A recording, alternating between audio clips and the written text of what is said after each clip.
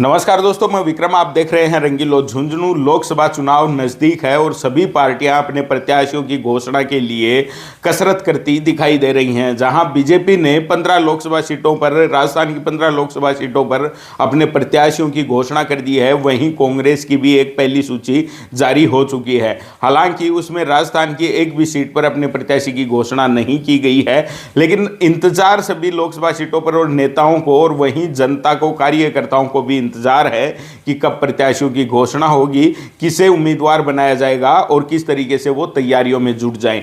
बात हम झुंझुनू लोकसभा क्षेत्र की करेंगे, जहां बीजेपी से भी कई दावेदार हैं, तो कांग्रेस में भी कुल पैनल में 2-3 नाम दिखाई देते हैं। बृजेंद्र ओला, श्रवण कुमार और कांग्रेस पार्टी के झुंझुनू जिलाध्यक्ष दिनेश सुंडा का पैनल में नाम नजर आ रहा है। अब आपको बताते चलें कि एक तरीके से बृजेंद्र ओला के जो समर्थक हैं और जो कार्यकर्ता हैं वो पूरे तरीके से आश्वस्त हैं कि बृजेंद्र ओला को ही कांग्रेस का झुंझुनू लोकसभा से उम्मीदवार बनाया जाएगा। वहीं एक पेच और भी है। बृजेंद्र ओला के समर्थक हैं वो ये मानते हैं कि लोकसभा से कांग्रेस की टिकट बृजेंद्र ओला को नहीं लेनी चाहिए, जबकि उसकी जगह है राजबाला ओला या उनके बेटे अमित ओला को कांग्रेस यहां से प्रत्याशी बनाए। उसके पीछे कार्यकर्ता एक लॉजिक भी देते नजर आते हैं। उनका मानना यह है कि अगर बृजेंद्र ओला कांग्रेस के प्रत्याशी लोकसभा में होते हैं और चुनाव जीत जाते हैं तो उसके बाद झुंझुनू विधानसभा सीट पर उपचुनाव होगा, और चूंकि राजस्थान में बीजेपी की सरकार है, उपचुनाव में सत्ता पक्ष है,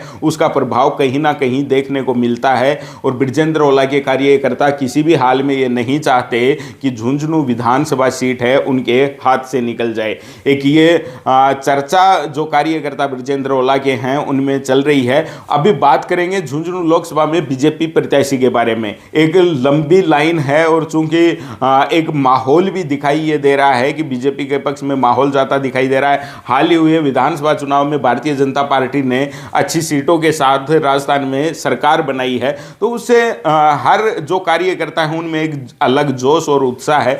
लेकिन जिस तरीके से भारतीय जनता पार्टी चमत्कार करती है और कुछ चौंकाने वाले फैसले लेती है, चाहे वो राजस्थान के मुख्यमंत्री के लिए मान लिया जाए या फिर मंत्रिमंडल के लिए, तो उस तरीके से एक ये भी आंकलन लगाया जा सकता है कि झुंझुनू लोकसभा को भी इस बार बीजेपी का प्रत्याशी कुछ चौंकाने वाला ही मिलेगा।